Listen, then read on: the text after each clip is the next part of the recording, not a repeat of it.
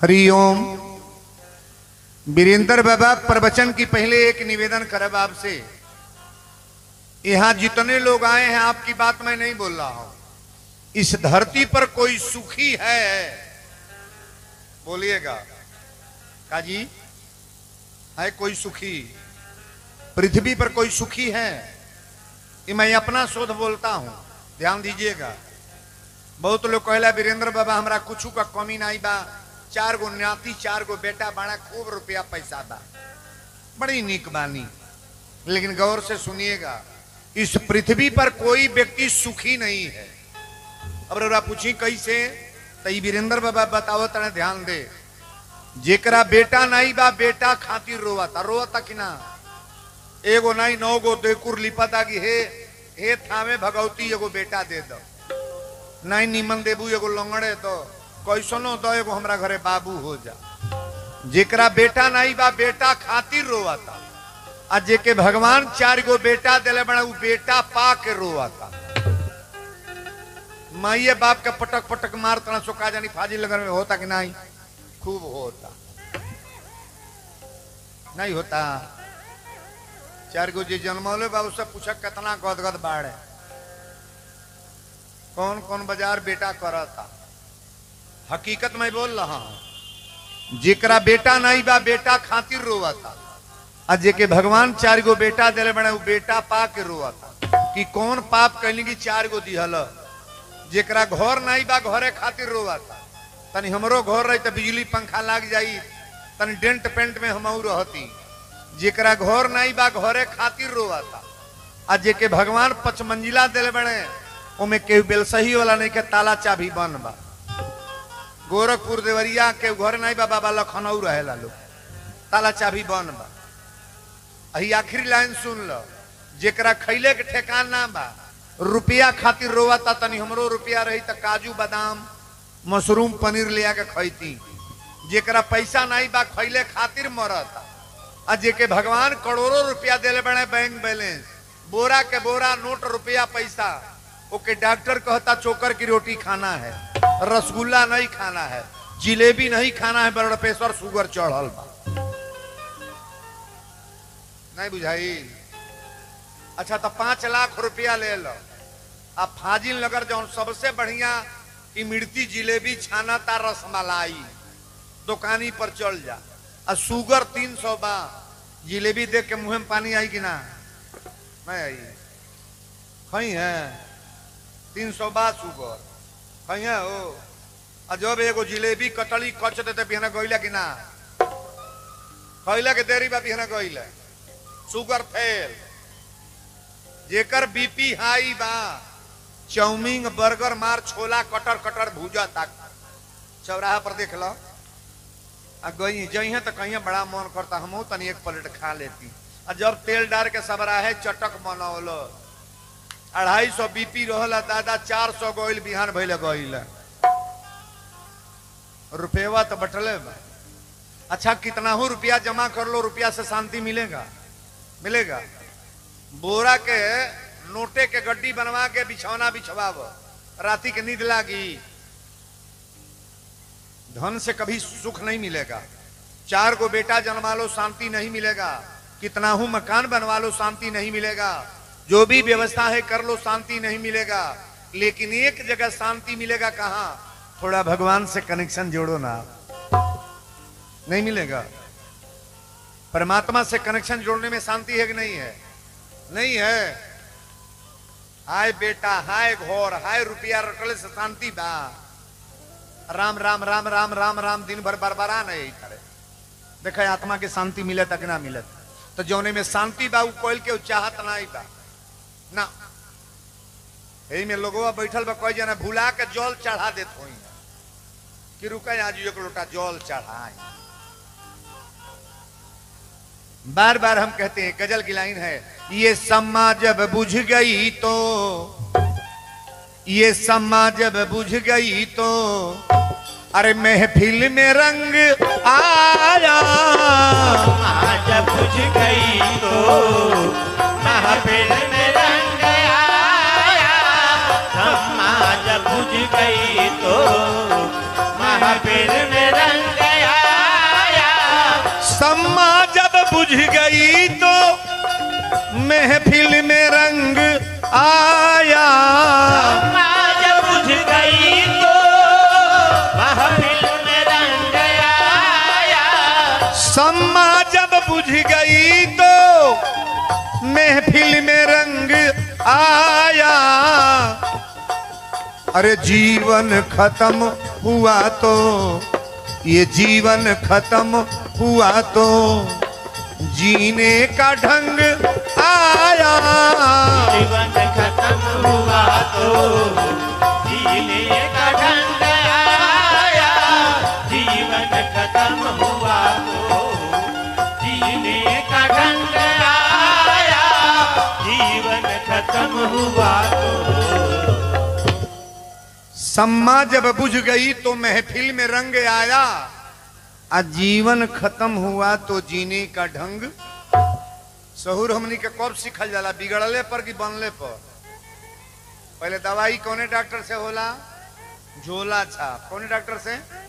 झोला छाप। अब बीमारी गंभीर भइल तो कसिया चल, आ कसिया रिफर कलेज तो गोरखपुर, आ गोरखपुर रिफर पीजीआई चल। अब पीजीआई के डॉक्टर लौटाई तब के बोलावल जाई? औरी केहू बा हो, औरी केहू सुइया कोची। तब लोग कही कि परमात्मा बचाने का प्रयास करो। चारों तरफ से थक गईली। पहले ही भगवान को पकड़ो ना। पहले जिन्होंने भगवान को पकड़ा तो कल्याण हुआ कि नहीं? पहले भगवान को। हम बार बार कहले, जो कथा सुनने जाते हैं ना, एक छंद जरूर बोलते हैं कि कलिमल कथा, कलिमल हरण मंगल करनी, तुलसी कथा रघुनाथ की। कलिमल हरनी मंगल करनी, तुलसी कथा रघुनाथ की। ये कथा हमारी नहीं है, नहीं, आपकी कथा नहीं है। कथा किनकी है? रघुनाथ की, भगवान की कथा है। और भगवान की कथा में बैठने के बाद आपका विचार न बदले, आचरण न बदले, स्वभाव न बदले, तो ये कथा करने कराने से कोई मतलब। बोलो सच्चे दरबार की। अब कथा एजू से प्रारंभ होता। 3 दिन आप लोग सुनल गए है कि याग बलक जी महाराज कथा कहे हैं और श्री भरद्वाज जी महाराज प्रयागराज में बैठ करके सुने हैं। 4 घाट पर कथा हुई है। तुलसी जब रामायण लिखे हैं तो गंगा मैया को सुनाए हैं बनारस में बैठ करके। 80 घाट पर बैठ करके इन्होंने गंगा मैया को सुनाया। और दूसरी कथा याग बलक जी महाराज श्री भरद्वाज जी को सुनाए हैं। कौन कथा? तो शिव कथा। ध्यान से सुनेंगे।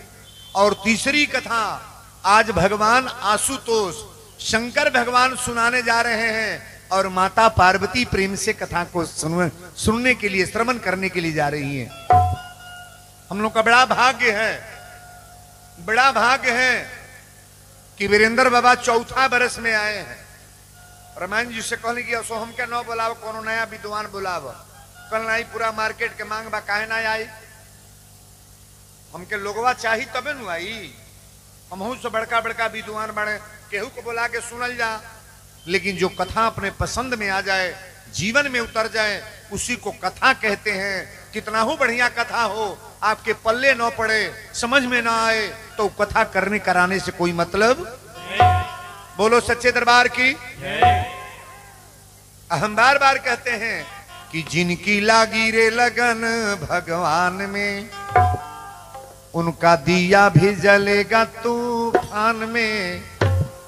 आप अगर लगन परमात्मा से लगाए हो, भगवान से लगाए हो, तो आपका दीपक कभी बुझने वाला नहीं है। ये वीरेंद्र बाबा नहीं बोल रहे हैं। आज मानस का सूत्र और मानस की कथा समझने का प्रयास करना, और यही से कथा प्रारंभ है। आशुतोष भगवान शंकर जी आसन लगा के बैठ रहे हैं। हमारे शंकर भगवान आसन लगा करके बैठ रहे हैं। आसन लगा के जब बैठली तो पार्वती मैया के ई महसूस भइल कि बुझाता हमरा भोलेनाथ समाधि में जा रहे हैं। शंकर जी जब समाधि लगाते हैं तो 1000 बरस 87,000 बरस।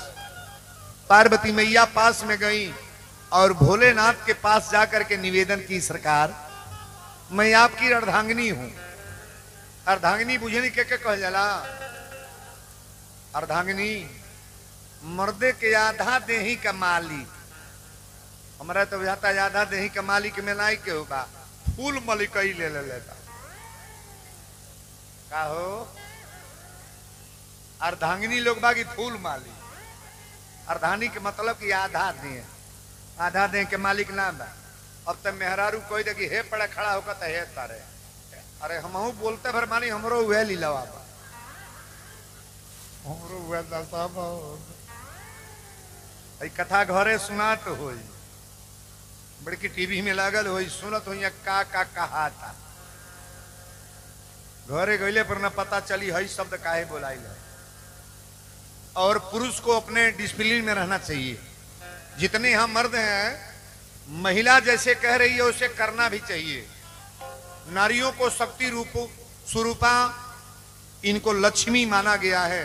अगर ये औरत घर में रोवतिया, तड़पतिया, कलपतिया, तो उस मर्द को मर्द नहीं कहा जाएगा। नारियों को पहले एक शर्त मना लो कि घर में पहले रोने नहीं देना है, कभी उसके आत्मा में कष्ट न हो, किसी प्रकार का कोई दर्द न हो, किसी प्रकार के आंसू न आए, उसको पुरुष पुरुष कहते हैं महाराज।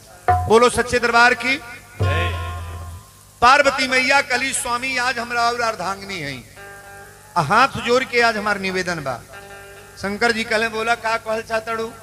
कली आज एगो प्रश्न बा। कहले कौन प्रश्न? सत्संगी प्रश्न नहीं बा, कली वह प्रश्न आज बा। कहले बतावा कथा सुनल चाहतड़ू का? कली हाँ कथा आज सुन। शंकर जी कहले वही तरह कथा सुनबू जो अगला जन्म में सुन लू। पहला जन्म में का नाम रहे? सती नाम रह। कथा सुनावे ले गए ना, भोलेनाथ ले गए, कथा सुनली ना सुनली। राम जी के ऊपर सुबहा, कथा के ऊपर सुबहा, अजौनी नारी के भगवान के ऊपर सुबहा हो जाए, वो नारी बर्बाद के चक्कर में आ जाएगी, उसका शरीर बर्बाद हो जाएगा। ताली बजाबर यार,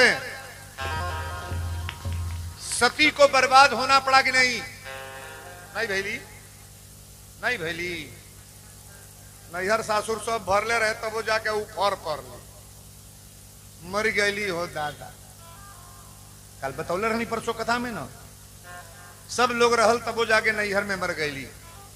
पति का अपमान आप कतई न करो। हमारे शिव का अपमान माता ने किया, शंकर जी की बात नहीं मानी, शंकर जी से झूठ बोली, और शंकर जी को आत्मा में दर्द देने वाला व्यक्ति कभी दर्द में पड़ जाएगा महाराज। बोलो शंकर भगवान की। पार्वती मैया ने कहा कि नाथ आज मेरा पहला शब्द है क्या? कि मैं जाना तुम्हार गुणशीला,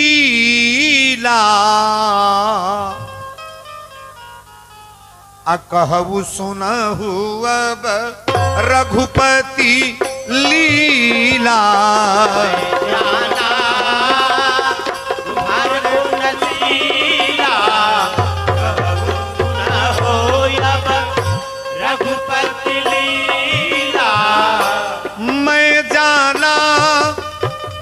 तुम्हार गुण शीला, जाना तुम्हार गुण शीला, कहू सुनहु अब रघुपति लीला।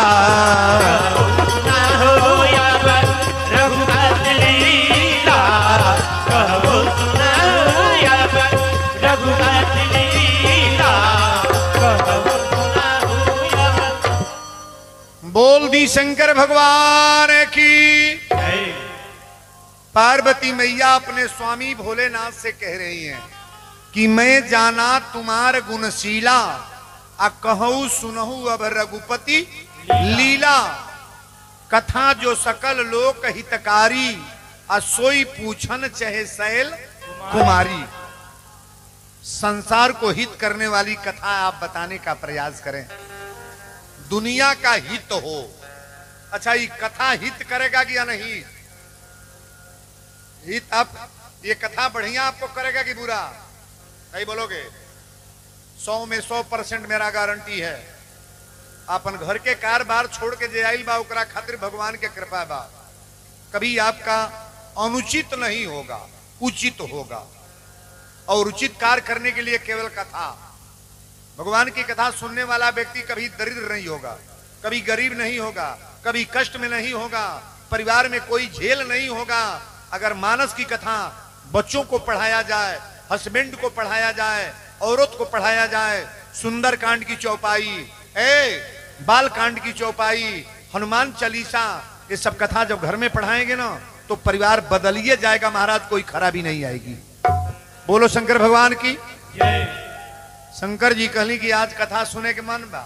कहली हाँ स्वामी, आज हमारी इच्छा बा कथा सुने के। शंकर जी कहली पहले ही बतावा तू कथा कहां से बताई। पार्वती मैया कहली अब दिमाग में एगो उलझन बा। अब उ बेमरिया बा कौन जौन पहला जन्म में रहल तो कितने जने कई जन्म ली हैं तो वो सुधरिया ना, मार्केट में पता कर ली। कुल भोगता लोग तब वो बुझात नहीं बा। अब सो सुधर जाओ। बोलो सच्चे दरबार की जय। शंकर जी कहले बोला कथा में क्या बताई। यहाँ जितने लोग आए हैं गौर करिएगा। निर्गुण ब्रह्म को मानने वाले हैं तो आप भी सुनिएगा, निराकार को मानने वाले हैं तो आप भी सुनिएगा, सगुण को मानने वाले हैं तो आप भी सुनिएगा, जय गुरुदेव वाले हों आप भी सुनिएगा, राधा स्वामी वाले अगर हों आप भी सुनिएगा, ओम शांति वाले बैठे हैं आप भी सुनिएगा, शिव चर्चा वाले बैठे हैं आप भी सुनिएगा, और राम कथा तो वीरेंद्र बाबा डायरेक्ट बोलने ही जा रहे हैं। बोलो सच्चे दरबार की। शंकर जी कहली बोला तुम्हारी इच्छा का बा। कहली हमारी इच्छा यह है आज बा, अगर निर्गुण ब्रह्म परमात्मा है, निराकार भगवान है, तो सगुण होने की क्या आवश्यकता है? सगुण होने की क्या आवश्यकता है भगवान को? शंकर जी कहले वहीं तार सुबह यही जुबा। निराकार को मानने वाले लोग गौर करेंगे। शंकर जी ने कहा देवी पार्वती गौर से सुनना, जो निर्गुण ब्रह्म है वही सगुण है। निर्गुण ब्रह्म सगुण क्यों बनता है? अगर भक्त उपासना करता है, मनुष्य शत्रुपा ने तपस्या किया कितने हजार बरस, तब भगवान ने वरदान दिया कि बेटा बन के अयोध्या में अवतार लेंगे। बिना तपस्या के भगवान आ जाएंगे? बिना तपस्या के भगवान आ जाएंगे? बहुत लोग कहले कि महाराज भगवान खाते हैं, बोलते हैं, चलते हैं। बाबा लिखे हैं कि बाबा लिखे हैं कि बीनू पग चलही सिनही बीनी काना। भगवान का कान नहीं है, पैर नहीं है, हाथ नहीं है, चल रहे हैं, बोल रहे हैं, सब कुछ कर रहे हैं। हम लोग के घर का काम कौन कराता है? सब परमात्मा करते हैं महाराज। अपने बल से कुछ होने वाला नहीं है। और बड़ी बारीकी से कथा को समझना। शंकर जी कहले तो हर प्रश्न यह न बा कि अगर निर्गुण रहे तो सगुण क्यों होते हैं? किसी का बेटा क्यों बनते हैं, किसी का भाई क्यों बनते हैं, किसी के परिवार का सदस्य भगवान क्यों बनते हैं? तो भगवान शंकर जी ने कहा देवी गौर करना, जल निराकार है। यहाँ बायो पढ़ाने वाले लोग गौर करेंगे और पढ़ने वाले छात्र भी गौर करेंगे। जल निराकार है, जल का कोई अपना आकार नहीं है। जल को चाहे जिस कलर का रंग डाले हो जाएगा कि नहीं, लाल पीला हरा काला। आज जले में दूध डाला तो करिया हो जाएगी, कैसा हो? जल का कोई अपना रंग नहीं है, नहीं। जल में जैसा मिलावट कर दो वैसा ही कलर बन जाएगा। जल निराकार है और कटोरी साकार है। गौर से सुनेंगे, कटोरी साकार है। कटोरी आपके भी घर है, मेरे घर भी है। कटोरी में जल रख दें भर के और फ्रिज में रख दें, कुछ मिलाना नहीं है, केवल टेम्परेचर देना है। तो टेम्परेचर देने पर जल क्या बन जाएगा? नहीं बोलोगे? फ्रिज में पानी धो के कचोरी में धो, टेम्परेचर दे दो, बॉटम दाब दो, क्या बनी? अच्छा तब बर्फ। पानी को पकड़ना चाहे तो पकड़ लेंगे, पनिया पकड़ल चाहल जाता पकड़ा ही। अब बर्फ ना धराई, ना धराई हो इलादा मुड़ी, बर्फो नहीं धराई। अच्छा तो जौन धारा था तोवन निमन बा कि जौन नहीं धारा था तो दोनों एक है। जल और बर्फ दोनों एक है, गौर से सुनना।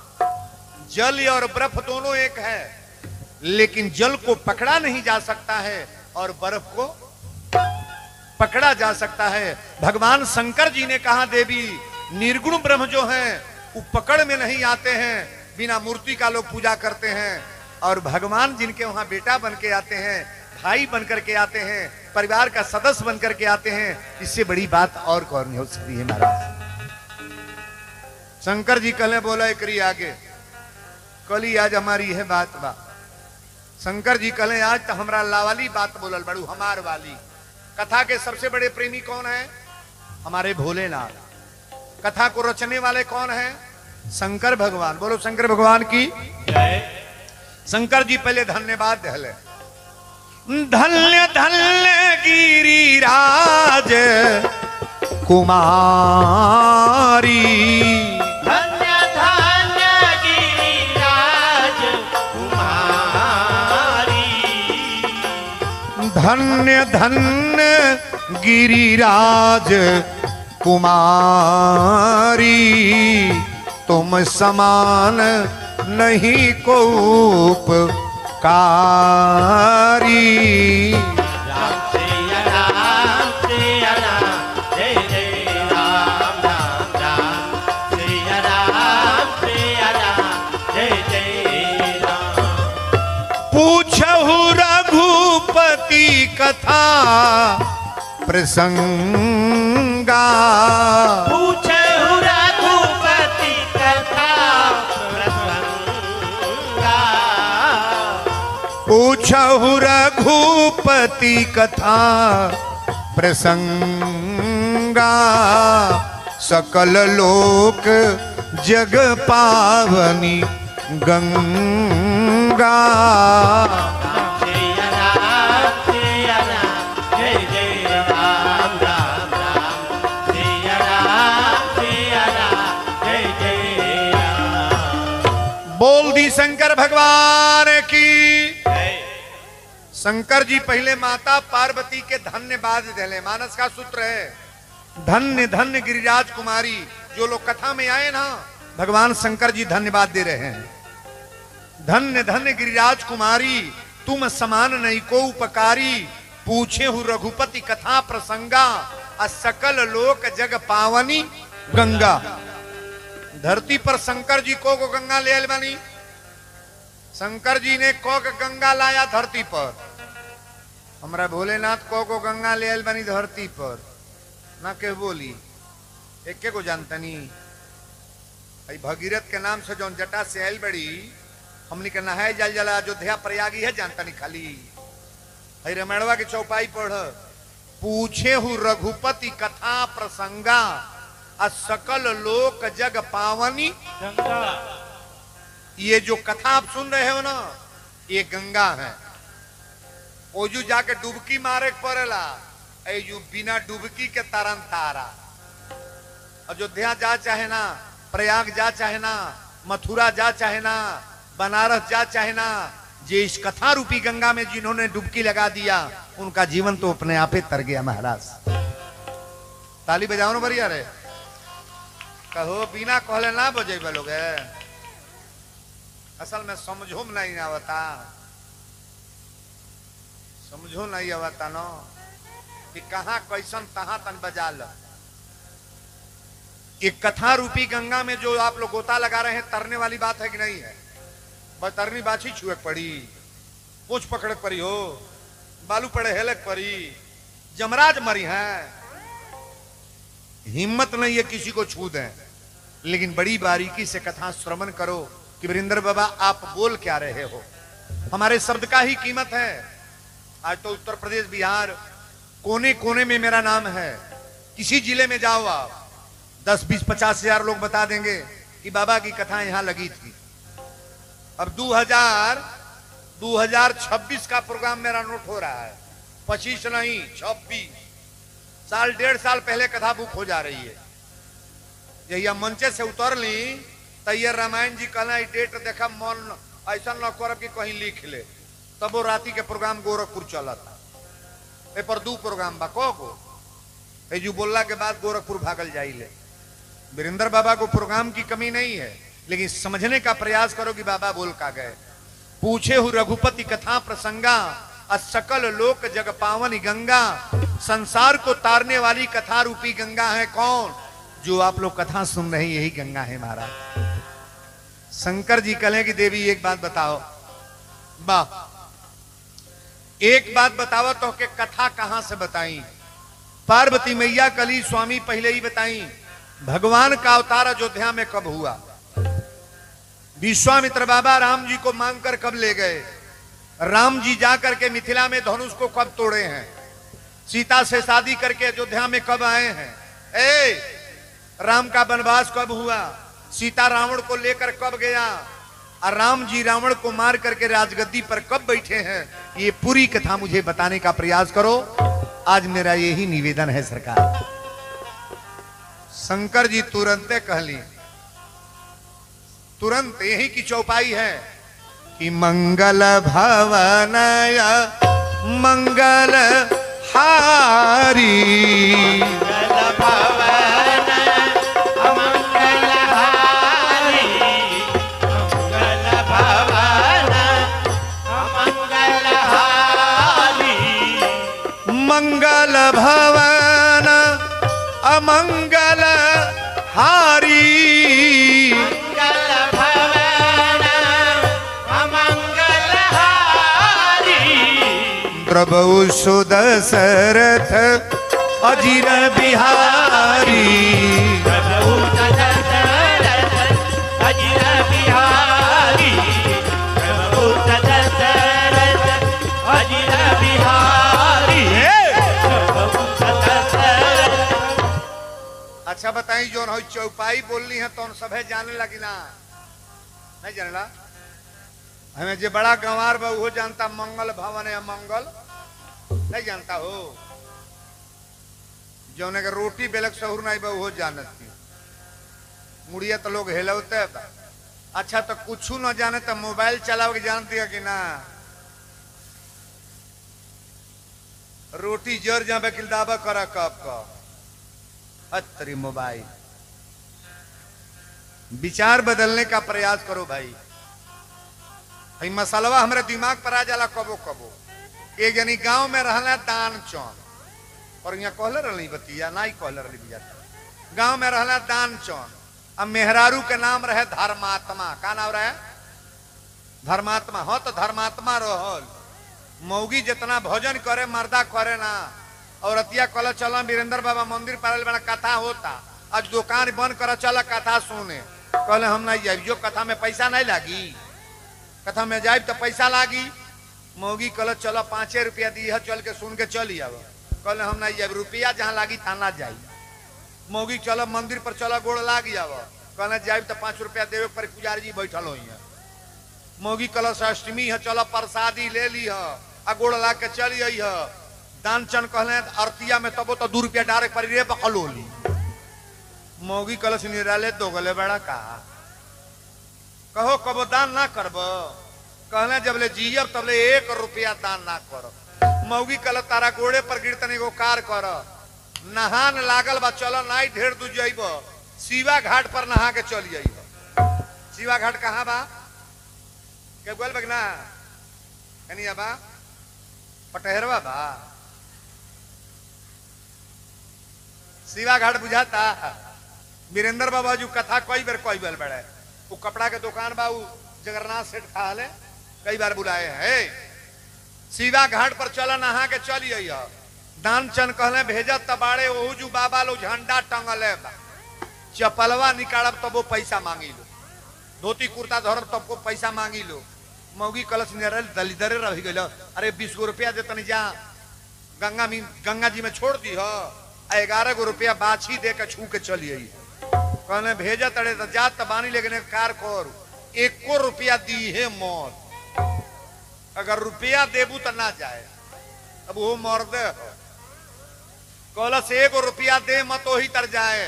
हाँ तो वही तरह गईले घाटे पर गईले तो बड़ा भीड़ देखले।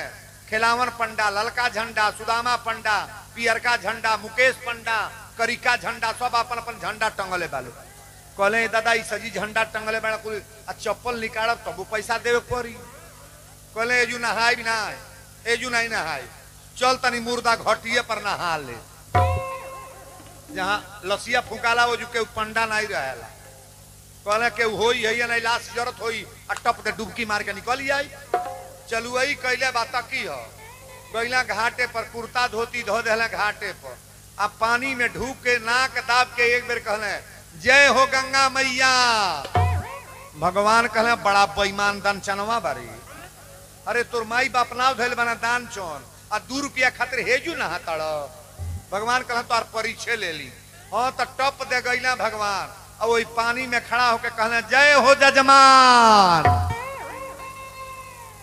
कहले ई कहां से पंडा आ गो अब तो ये 2 रुपया ले भगवान कहले एके गो जजमान आ जाला साल भर के खर्चा बोलवा दल कहले निक धरा गई हम 2 रुपया के फेर में बानी साल भर के खर्चा कहता है भगवान कहले साल भर के लिखवा दो तारे घरे आके उठा ले आए कहले हम ना दे कहले 6 महीना के बोलोब कहले ना 4 महीना के बोलोब तो कहले ना कहले 2 महीना के बोलोबे तो कहले ना भगवान कहले 500 रुपया देबे तो कहले ना 200 देबे तो ना 100 रुपया देबे तो ना भगवान कहले 51 रुपया तो बोलवाइए दे दान चंद कहले 51 ना बोलवाए 5 गो रुपया उधार संकल्प कर रुपया को हिम्मत कसले वो उधार है संकल्प कर दो अजहिया जियत रह तक यह कहियो हमारे घरे दे दे भगवान गंगा जल लेके 5 रुपया संकल्प करा दिले आई तो घरे गईला मौगी कल चली खा ली कहले खाई नहीं 5 गो रुपया अपना जीवन में हरा आयल बने राती के खैलस ना मल छवा कोई तरह सुत जो सुबेर भइल तले पंडा आइए गईला कहले जय हो जजमान मौगी कल शेर रो बाबा के कुछ कहियल बनी देवे के कहले रे दुआरी पर ले आगल का मौगी कल से आगल बने चल के दो दानचन घरवे में कहले एगो कार कर न खड़ा क के जाते कोई दिए गेरो रोइला नहा के तब से बड़ी बीमार पड़ल बने अजैया नीक हो तैया पैसा दिया जाई मौगियो रहे न खड़ा ही उल्टा बहाना जाके बनल से बाबा बीमार बने अला तैया से जब नीक हो तैया पैसा दिया जाई तो भगवान कहले जब हमार जजमान बीमार बा तब बीमारे छोड़ के चल जाई जब नीक हो जाई तबे जाई मौगी कहल शेरो रो कहता ना नीक हो जाई तब जाई कहले तब तक भाथा बैठा दी रे तो दिन रोज के खाई तो 5 रुपया खाई कहले वो कार कर झोटा खोल ले साड़ी ओड़ी इन्ने उन्हें फेंक ले आ छाती पीट कर रोते जो चिल्ला तो कलस का कह कहना जाते कह दिया कि बीमार रहबे कले बहने के मर गई मौगी कलश निराले दो गले हवा का जियत बटले बड़ा कोई दी जाके विधवा हो गई न छुपैलो कहना जाइबे कि ना हाँ तली हला से लहरवा अब रोते जाती अरे हमार रजाऊ अरे बाप ओ बाप अरे भाई भगवान कहले काहे रोवा तड़े अते बाबा बीमार रहबे कले बहने में परनवा निकल मर गई भगवान से जब कहली कि मर गई भगवान कहले जब हमार जजमान मर गई तब फूंक किताब के तबे जाई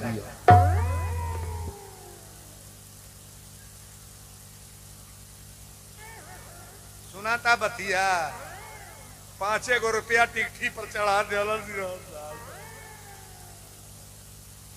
नहीं देवे वाला तो कुछ को रामायण दास के केव दे मांगत मांगत फोटो लेके वीरेंद्र के घूमत घूमत मर जाई है जो नहीं देवे वाला बताओ नहीं तर टोवल करी थैली आ देवे वाला टप तो कहिए 2000 ले लो वीरेंद्र बाबा हो तो हमारे उठल देने वाला कभी मर्द बन के दे देगा महाराज आ कोई को कोई दिले बाकी दे तबो दे ही ना जगिया बीत जाई तबो टन टन गोपाल बोलो सच्चे दरबार की बड़ी मार्मिक जगह है बा मौगी कलश की अब बतावा बाबा कहता ना कि फू किताब के तबे जाई अब भोर गांव भगवान कहले दान चन मर गए लकड़ी चैली ले चल भोर गांव के लोग चैली लकड़ी जुटा दी बांस कटा गल टिकठी बन गई कफन में लपेट गल सांस टंगल बा आ जब उठावल लोग तो मौगी कल से मरल नहीं बड़ा हो दादा तो लोग कहले तोर भरम बा मर गइले यही तर लोग रोवेला।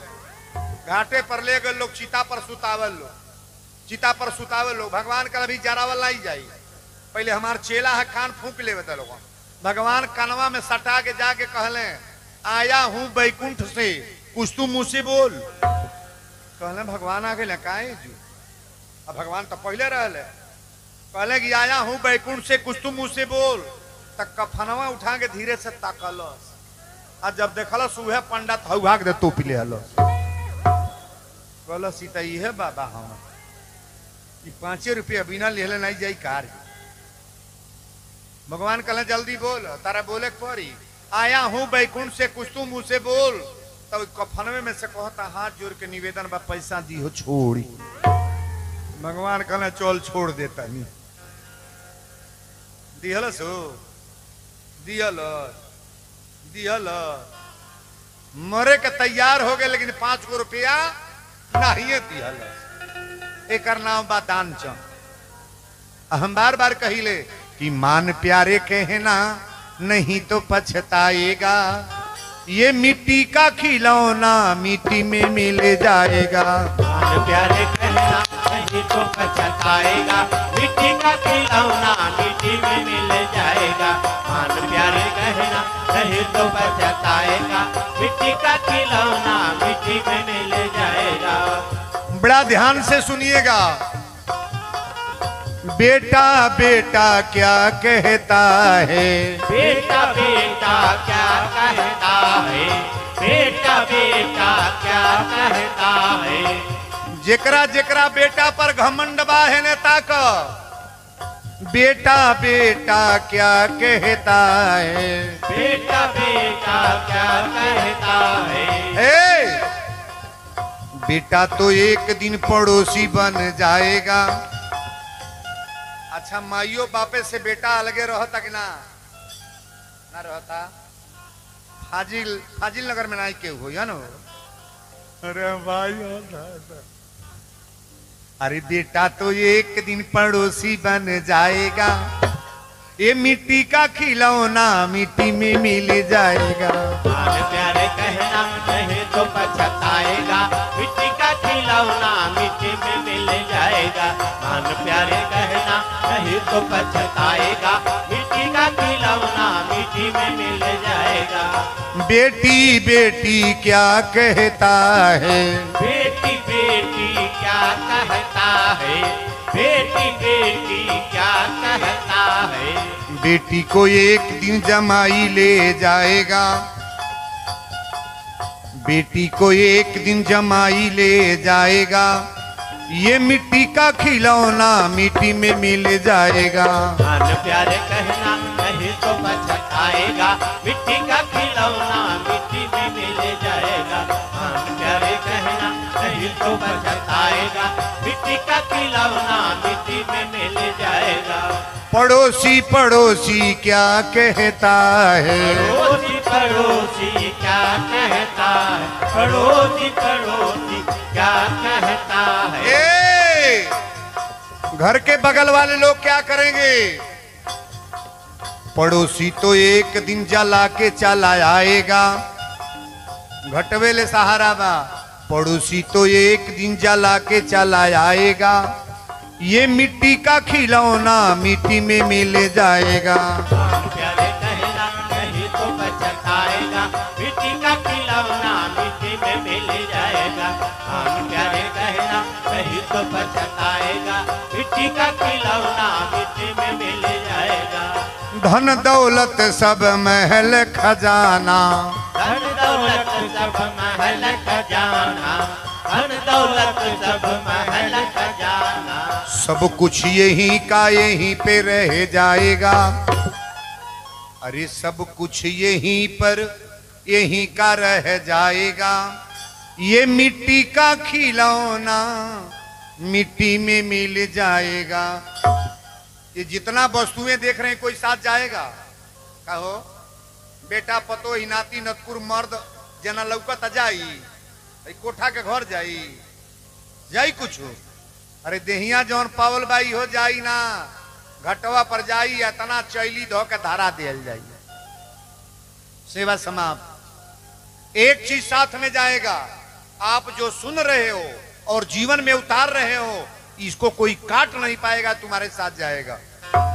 जो एक मन ही चाउर दिया भाई जाएगी ना, नहीं जाएगा, नहीं जाएगा। 10 रुपया दान दिया था, कथा में जाएगा कि नहीं? नहीं जाएगा। 50 करोड़ रुपया बैंक में जमा कर लो, नहीं जाएगा। लेकिन आप 5 रुपया यहां रख दोगे तो ये तो साथ में जाने वाला चीज है महाराज। बोलो सच्चे दरबार की। शंकर जी कहले देवी अगर प्रश्न कैले बाड़ू तब ध्यान से कथा सुनिए। अयोध्या एक जगह है उत्तर प्रदेश में, अब पश्चिम से पूर्व पड़े सरजू मैया बहल बड़ी, वही जू के रहे वाला चक्रवर्ती नरेश दशरथ जी महाराज रहले। बोलो श्री दशरथ जी महाराज की। अयोध्या के रहे वाला दशरथ जी रहले। आ दशरथ जी के 3 गो रानी रहली। दशरथ जी के को गो औरत रहली? बोलल करी है 3 गो। दशरथ जी कबो पुत्र खातिर चिंता कैले रहली? कबो ना। एक दिन चिंता करते हैं, हमारे शंकर भगवान माता पार्वती से बता रहे हैं देवी सुबेरे के गल सांझी के जब दशरथ जी घरे अले तो शाम के बेरा कौशल्या जी रोवत रहली। दशरथ जी कहले रानी हमरा सामने तू आज रोलू ना, आ तोहरी आंख में आंसू रोला के कारण? कौशल्या कली स्वामी आज हमारी है प्रश्न बा, रौरी नाई रहला के बाद हमरा घर में चिराग के जलाई, रौरी नाई रहले के बाद अयोध्या में राजा के बनी, रौरी नाई रहला के बाद हमरा अयोध्या के राजधानी के मलिकई केकर होई?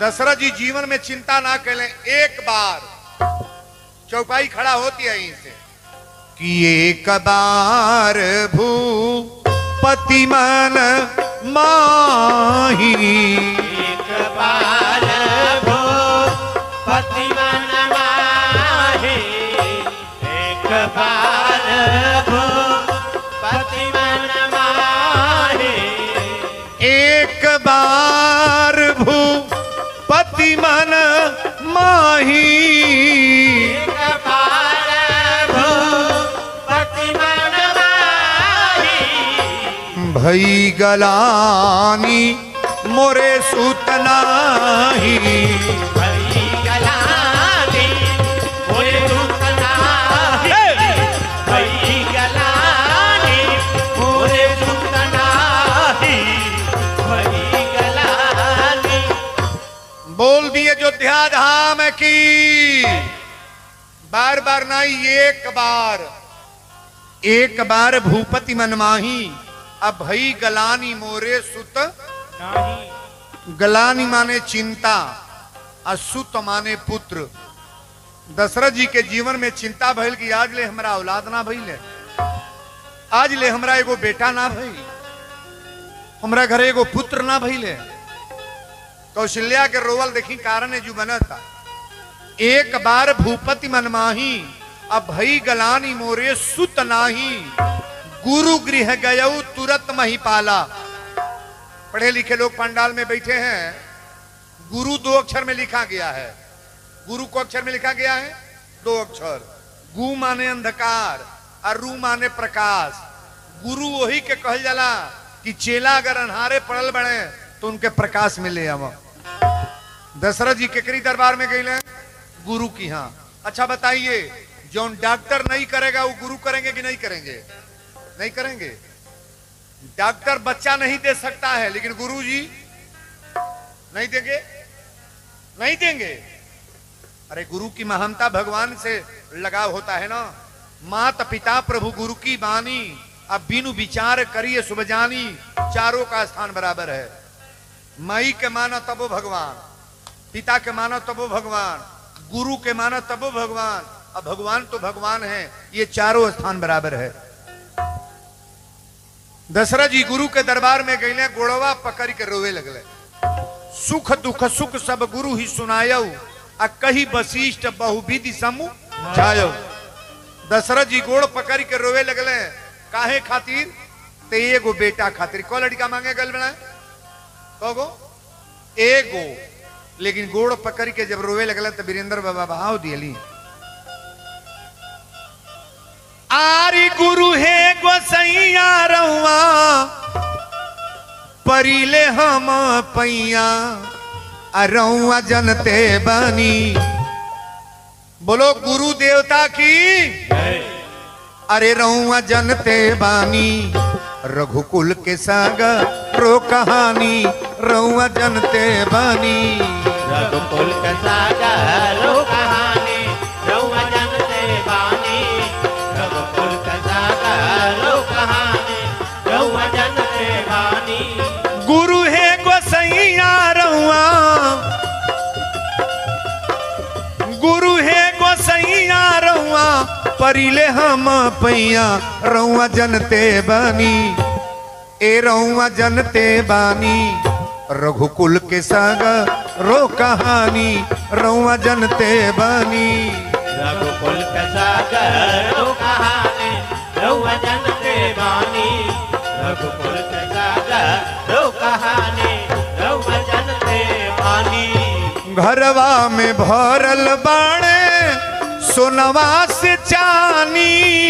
घरवा में भरल बाणे सोनवा से चानी।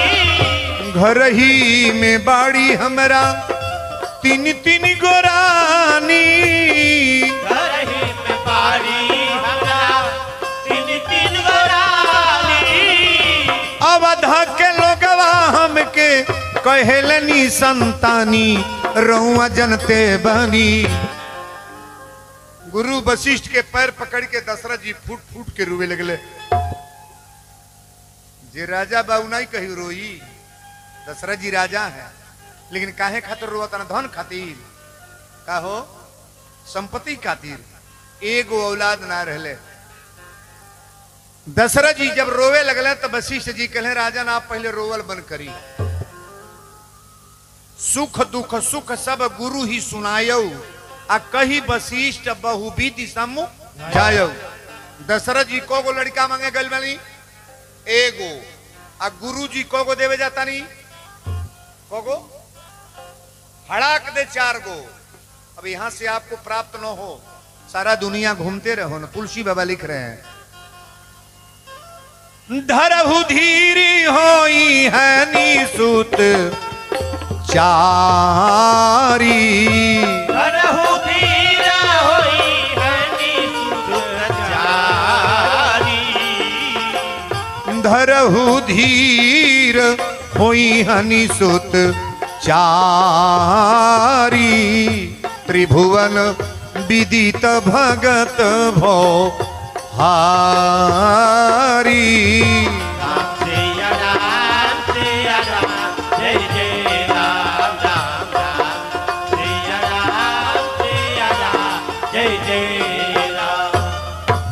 बोल दी यज्ञ भगवान की।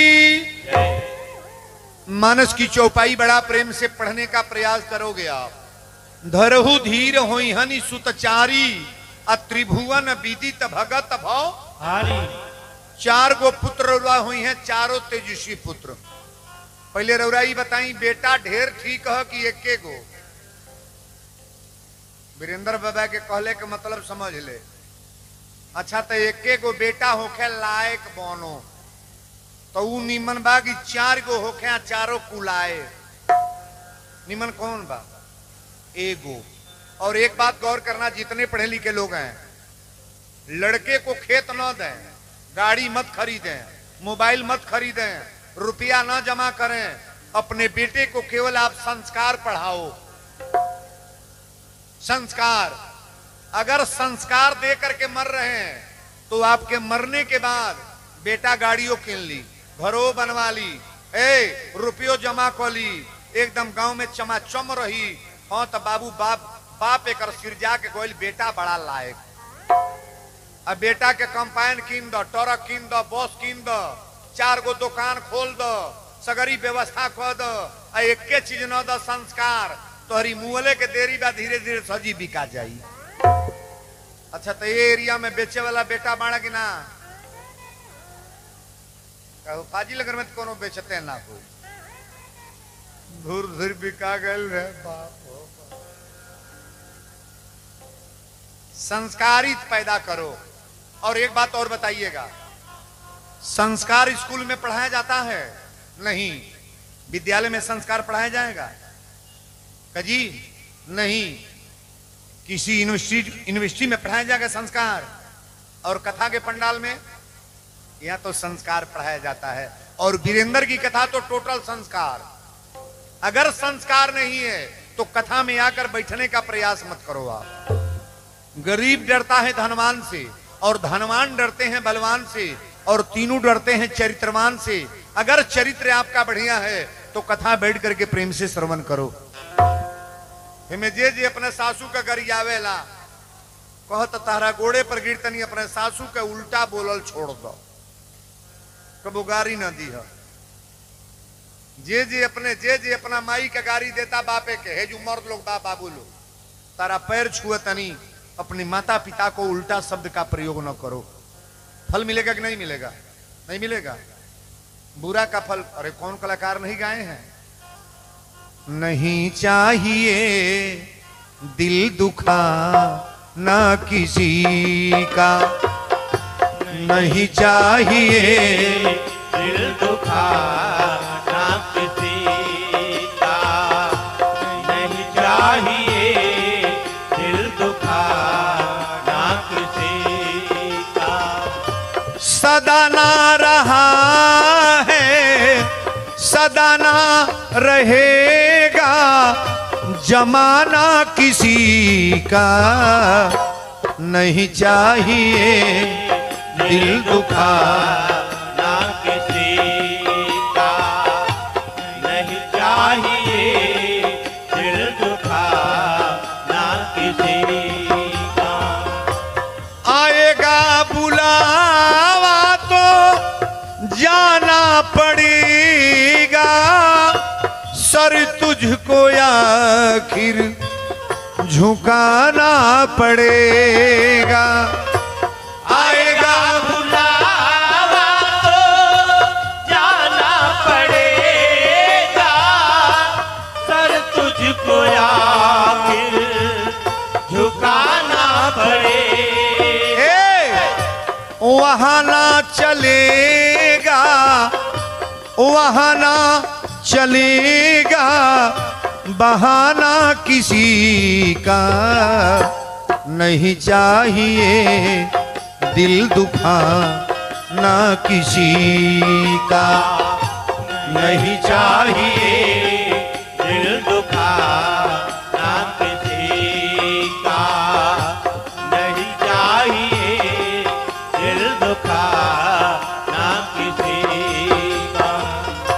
शोहरत तुम्हारी रह जाएगी, ये दौलत यहीं पे बह जाएगी।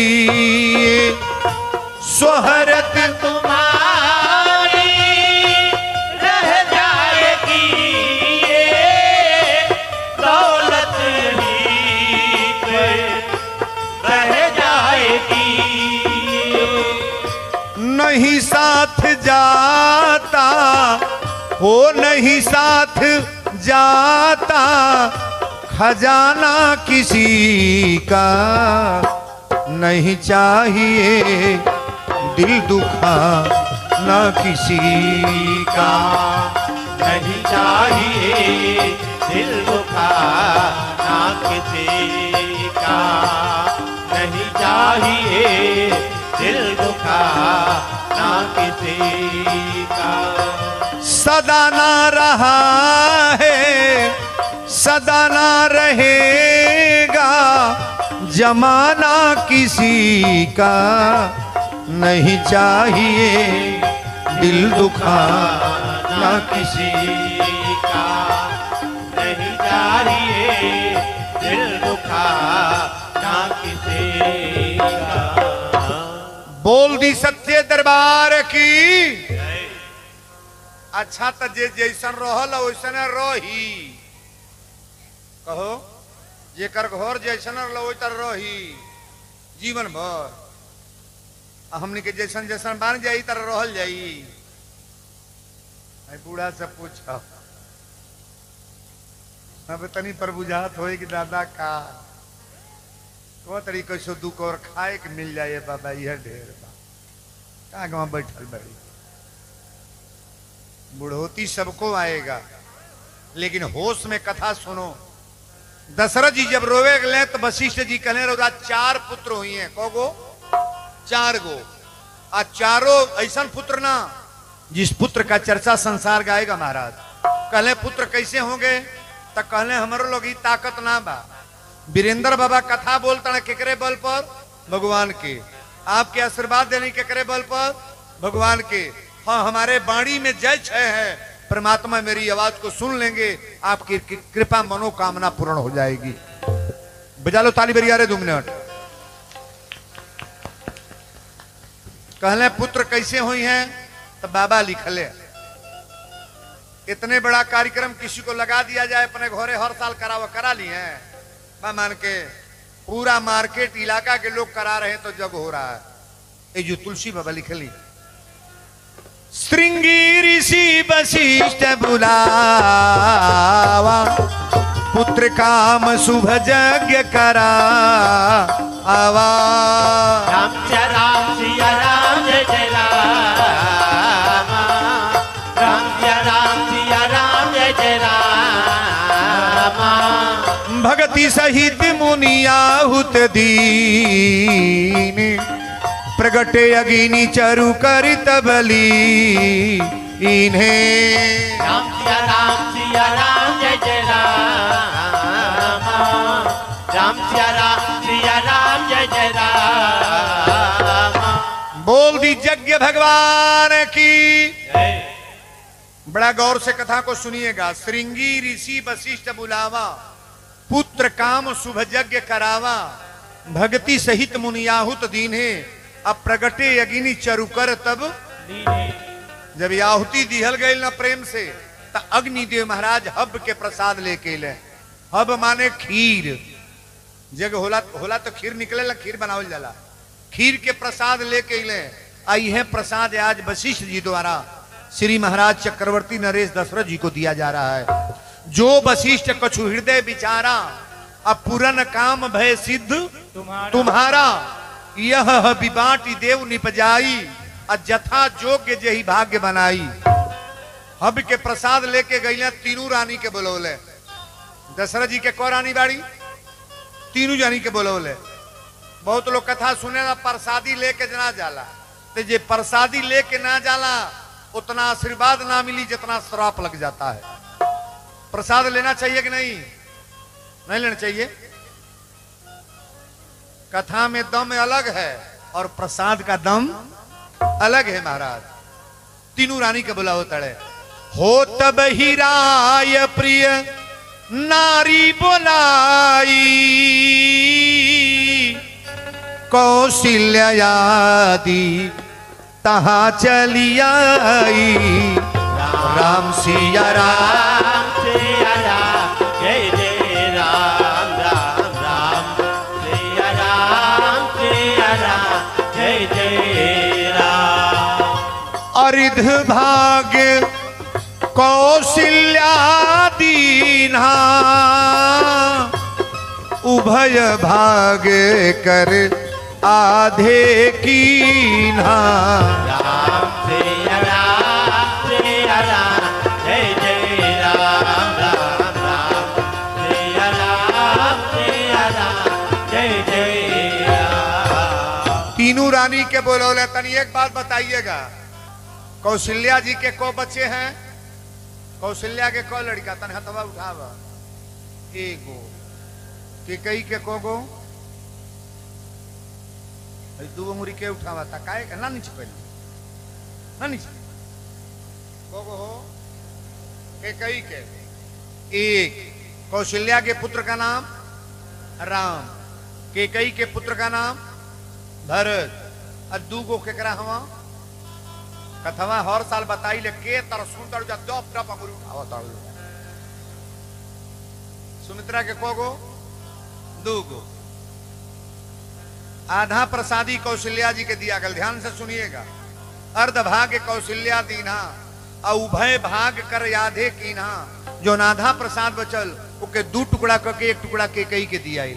1 टुकड़ा दशरथ जी लेके अपने हाथ पर सोचा तने अपने आपे 2 टुकड़ा हो गए। और जब 2 टुकड़ा भई तो दशरथ जी अनुमति लेके कैसे कैसे कैकेयी और कौशल्या से अनुमति लेके 2 टुकड़ा के दिला महारानी सुमित्रा जी के।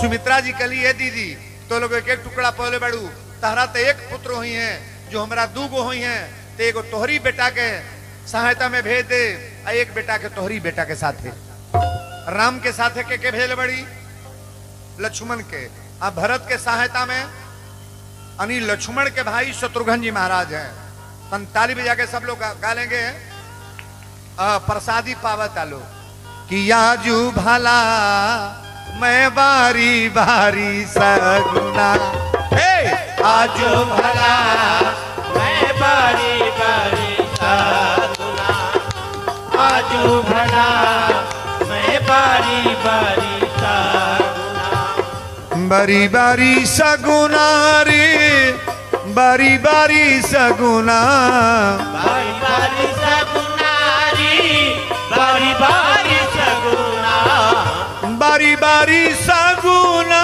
रे बारी बारी सगुना आजू भला मैं बारी बारी सगुना आजू भला मैं बारी बारी सगुना आजू भला मैं बारी बारी सगुना। अरे गाई के गोबर गंगवटिया माटी गाई के गोबर गंगवतिया माटी गाई के गोबर गंगवतिया माटी अरे रची रची चौका पुराए रची रची चौका पुराए मैं बारी बारी सगुना आजू भला मैं बारी बारी सगुना आजू भला मैं बारी बारी सगुना आजू भला मैं बारी बारी सगुना। बोल दी अयोध्या धाम की। अभी तीनों रानी प्रसाद पौली कमाल देखी प्रसाद पे जा दिन ते प्रभु गर्भ आए आ तीनों लोक सुख संपत छाए। नवमी तिथि मधुमास पुनीता शुक्ल पक्ष रहे नवमी तिथि रहे न ज्यादा धूप रहे न ज्यादा गर्मी शीतल मंद हवा रहे। कौशल्या अपनी कमरा में यही तरह बैठल रही। एक बैग चमत्कार भई। अब भगवान के अवतार भइला से 10 दिन पहले देवता लोग पहुंचता रहे। चमत्कार भइल आ 4 गो हाथ लेके भगवान प्रकट ताली जाएगा बरिया रहे।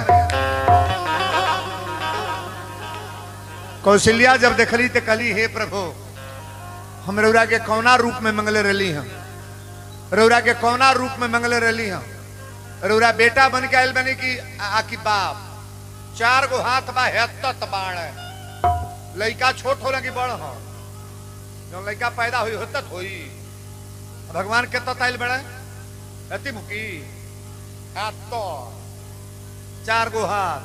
कौशल्या कली पहले 2 हाथ कम करी देख के डर लगा था। भगवान कल 2 हाथ कम कर देली कली पहले बाल रूप है कीजे शिशु लीला बालक बनकर के लीला करिए ना तो छोटहन बालक बनले आ कोरा में लेली तो लगल हंस हंस बतियावे। कौशल्या कली हो खतरा बा लड़का पैदा होले तो पहले चिल्ला चिल्ला रोएल पहले रोई। भगवान कहले बाप रे बाप रोहू को परी। कौशल्या कली रोइए तो सुनी बचन सुदाना रोदन थाना। जब भगवान रोने लगे तो दासी जाके दौड़ल बा कलश महाराज बधाई हो। दशरथ जी कहले कौन बधाई बा। दासी कली महारानी कौशल्या के महल में एक पुत्र का जन्म हुआ है। दूसरी दासी दौड़ल बा महाराज बधाई हो। दशरथ जी कहले तोर कौन बधाई और तो महारानी कैकेयी के महल में एक पुत्र का जन्म हुआ है। तीसरी दासी दौड़ल बा महाराज बधाई हो। दशरथ जी कहले तोर कौन बधाई कलश महारानी सुमित्रा जी के महल में 2 पुत्रों का जन्म हुआ है। ताली बजाओ बढ़िया रे। कि तर्ज सोहर हो सोहर हमने के कहा जाला ना तर्ज सोहर हो लेकिन वीरेंद्र बाबा रामायण की चौपाई गा रहे हैं। अरे दशरथ पुत्र जन्म सुनी काना जन्म सुनी है ललना मानहु ब्रह्मानंद समाना जन्म सुनी है ललना मानहु ब्रह्मानंद समाना जन्म सुनी है। जाकर नाम सुनत शुभ होई सुनत शुभय ललना मोरे गृह आवा प्रभु सोई जन्म सुनी है ललना मोरे गृह आवा प्रभु सोई जन्म सुनी है। परमानंद पूरी मान राजा पूरी मान है ललना कहा बुलाऊ बजावू बाजा पूरी मन है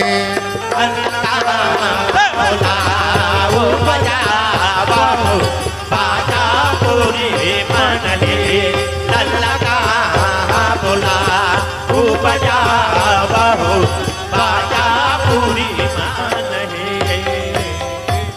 परमानंद पूरी मन राजा कहाँ बुलाऊ बजावहु बाजा।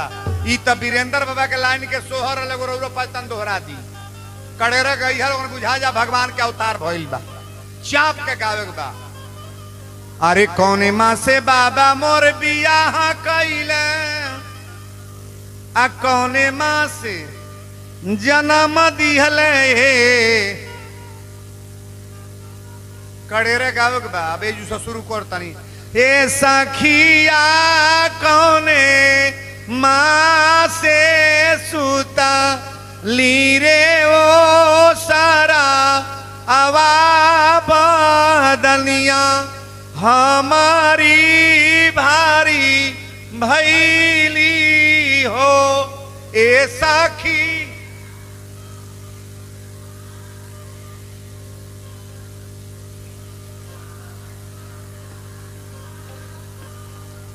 मन करवा लोगन मन करा तर सोहर का भाई मुझे तो है मैं तेरे रोवा लगा तर सोहर का वाला ए 2000 लोग स्कूलवा में बैठल बा। आप लोग भी बोलिए कच के हे वृंदावन बिहारी लाल रौरा जन्म के देखी ई जन्म की कथा होता सोहर मंग जे जे कड़ेरे गावता चाप के ओकरे घरे नाती होखे बेटा होखे बधाई बाजो आ जे जे बहटिया बता कह दी कहियो दे बोलो कस के हे सखिया कौने माँ से सुता लीरे वो सारा आवा बदनिया हमारी भारी भैली हो ए सखिया।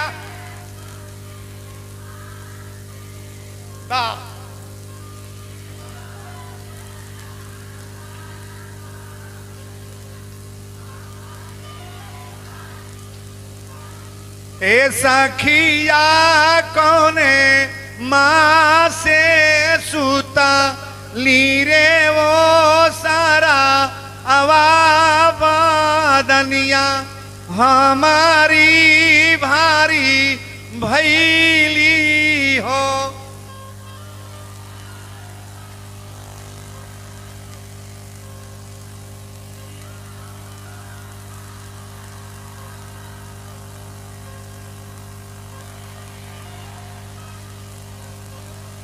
तनी सब जना हाथ उठाई एक बेर ताली बजाइए बढ़िया रे।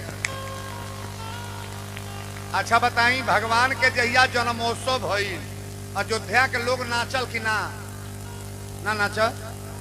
आज भगवान के जन्म भइल बा तब फाजिल नगर के लोग नाची कि ताकी। तो नाचे वाला लोग 10 जना खड़ा हो जा, कैमरा तन चला दिएगा बाबू, बरियारे खड़ा हो जालो तनी। सेवरी कहाँ गए हो? कौन और गोल को दया के नाच ले तब जाइए ना उन्हें। अरे बारे ललना हो गड़गड़ा के नाचे के बाद पंडाल एकदम करता करता मच जा। का नाम बा? गुप्त दान 500 1 रुपया तालिब जा बरियार है। नीचे नाचे के भाई ना नची हो, चलो नीचे हो, आशीर्वाद बचो चलो। अरे बारे ललना हो। एक बात और बात, जे नाचे के जान होते ही खड़ा होई, खड़ुआ लोग ना खड़ा हुई एक बारे। अरे दुलारे ललना आंगन में खेल बारे ललना, आंगन में खेले बारे ललना, आंगन में खेले बारे ललना, अंगना में खेल बारे ललना, अंगना में खेले बारे ललना, अंगना में खेले बारे ललना। नाचे के बाद नाचे के बाद ठड़ुआ अंगना में, अरे अंगना में खेले बारे ललना, अंगना में खेले बारे ललना, अंगना में खेले बारे ललना। धगरिनी बोलावा नार कटन के, धगरीन बोलावा नारा कटन के, धगरीन बोलावा नारा कटन के। भगवान के जन्मोत्सव में जे नाचेला ओकरा द्वार पर नाच होला। उठाला हाथ बरियारे ताली बजा के।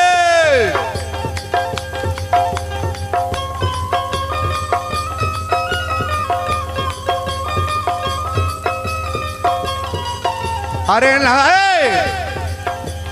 धगरिनी बोलावा नारा कटन के,